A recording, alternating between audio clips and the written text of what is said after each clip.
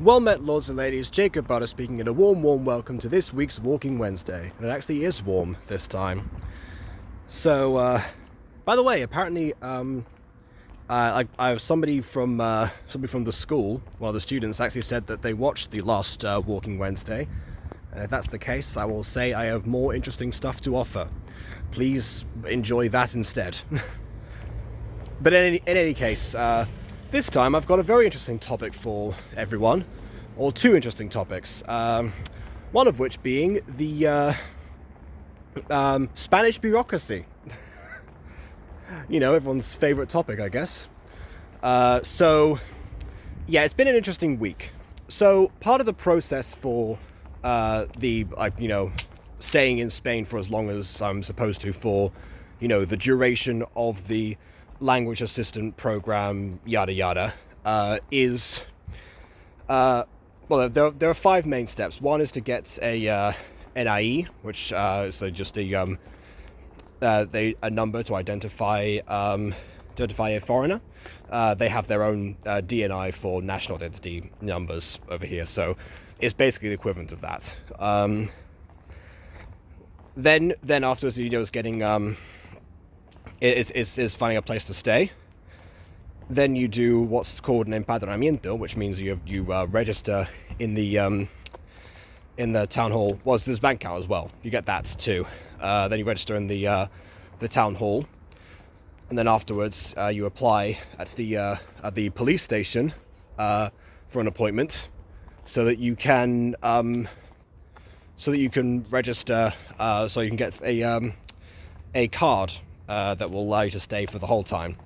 So I'm currently at step 4 out of 5, which was the empadronamiento one. That's so I looked at the one day when I was walking back from the school. I looked at the town hall and it said, okay, appointments 9 a.m. to 2 p.m. With prior appointment already made. 9 a.m. to 2 p.m. is usually the times that I am working, and therefore could not do those. But I did try to drop them an email, which by the way didn't work. Their contact email on their website didn't go through, so I had to use their like spare email or something, or their registered email to have hope of talking to them. So I asked them, said, okay, I can do these dates because I'm not either finished early or I'm not working these days, yada yada. A couple of days later, they responded and said, yeah, you can just show up for empadronamiento. You can just show up without a prior appointment, which kind of makes the sign a little pointless, but okay. One hoop that I don't have to jump through, so can't be the worst thing in the world. So I think it was next day actually. So yesterday, I went to the town hall because again I finished slightly early, so I had some time before they closed. So I went in, asked the person at the front desk. They pointed me to a hallway and said down there. Then I talked to the guy, and yeah, he just wanted to know. Obviously, he needed the the rental contract and my NIE again. So I had that was in my passport because it's part of the visa. So I gave him that, and this is where the stuff starts to get interesting. So there's the thing. Without giving away too much information, the exact address, the exact number that exists now that I am staying at, doesn't exist on their system. In fact, when I went back home to the address that doesn't exist, of course, I checked the mailbox that's on there, and I saw that actually my landlady's name is actually registered for the apartment one over. And so I asked about that because I wasn't able to get the process done because they couldn't verify. In fact, they had somebody's name, two people's names that were already listed. So I asked my landlady, okay, do you know the name of insert person here? They said, "Oh, that's your next door neighbor. They live across from you." Good grief! There's flies and spiders attacking me today. Anyway, yeah. So so that was why it was such a similar address, the one that they could, or the most similar one that I could provide them. The reason being that apparently, I knew this going in, that the landlady had recently filled in a request to divide her apartment into two. In fact, that will come up a little bit later.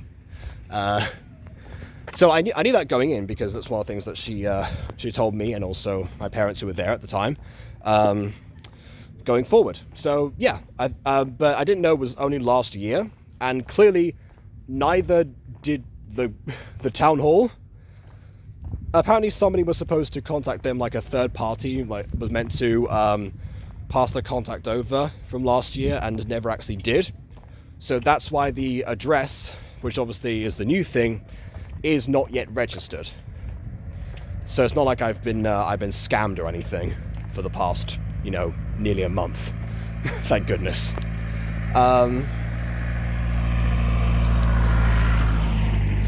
So she said that she would talk to them, either meaning the town hall themselves or the third party, to make sure that they get a move on. Again, bureaucracy. Oh, hi! Hello!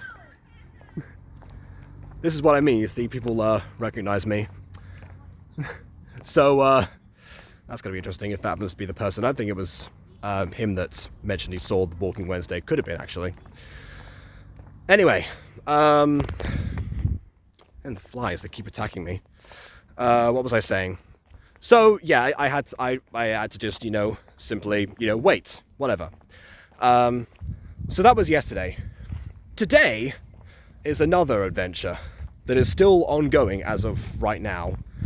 So when I left, I thought that I had forgotten something. I thought I left something in the apartment, so I closed the door and I tried to insert the code to go back in and check on the thing. As it turns out, no, I hadn't left it, but also the code of the door just didn't work. I would try to type it in, even after pressing one number, it would go flash red, implying it was incorrect, which obviously makes no sense. I haven't finished the code, but so I just left it. Thought, okay, well, maybe it's having a funny time. Maybe I accidentally mistyped now. I'll come back later. So I finished work. I then went to I went to the shops. Got myself some things. Typical shopping trip. This is where Aidan would ask, "Oh, what stuff did you buy?" Completely irrelevant small talk detail. The only thing that is important is that a lot of that stuff, has to be ideally kept in a fridge. So I went back, having forgotten all about the morning's event with the door key or the door code, and then I realized, okay, well, this is going to be a problem. So it clearly hasn't fixed itself. So once again, I texted the landlady. I was like, "I'm sorry to bother you again, but something else has happened. What do I do?" I then sent like a video of myself explaining the problem, and eventually, after waiting for a little bit, because obviously, with this kind of stuff, it never happens immediately because the person's not there 24/7, just waiting to be like called the next day. So it gets to that point, and God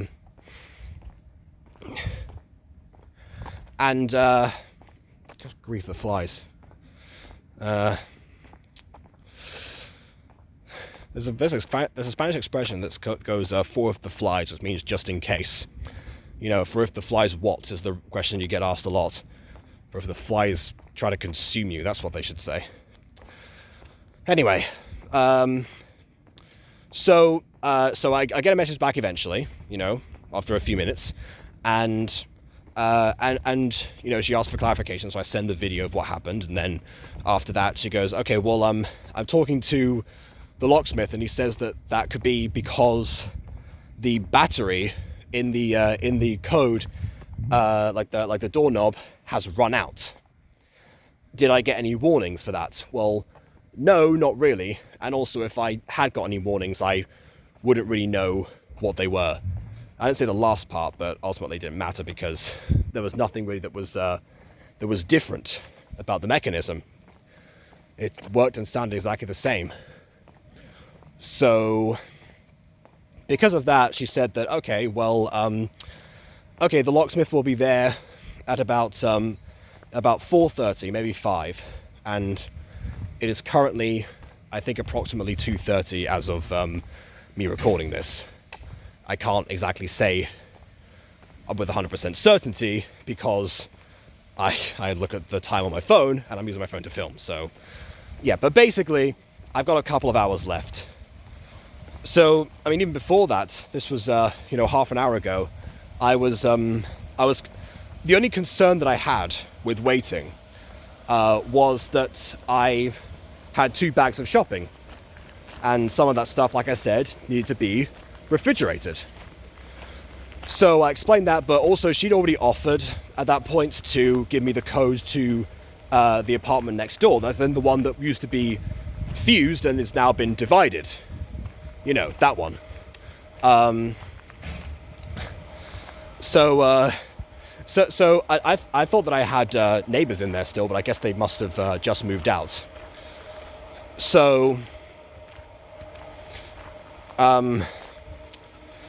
basically I accepted that, so I got the code to the next door, and sure enough, that one did work, because apparently she has a system where she can recognize if the battery is running low or not on those. Like it said that the doorknob code thing was fine on the other one, so I guess that must be like a phone app or something. I don't really know.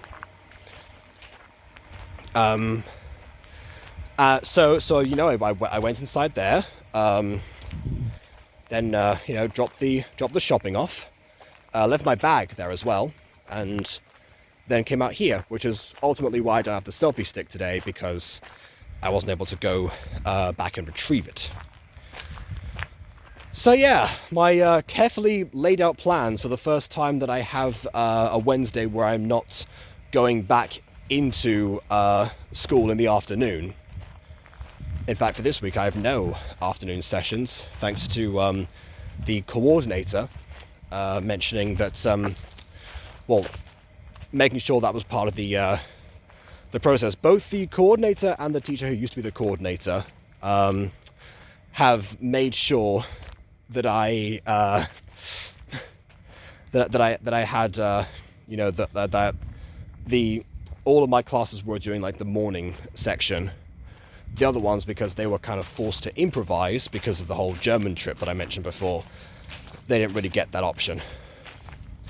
That being said, it seems that I cover pretty much all of their English classes for that particular for that particular week that I'm with them respectively. So I guess it was always going to work out that way anyway, just with the number of hours and whatnot. So yeah, I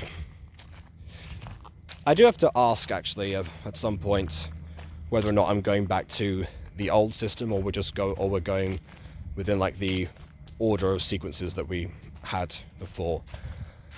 Don't really know.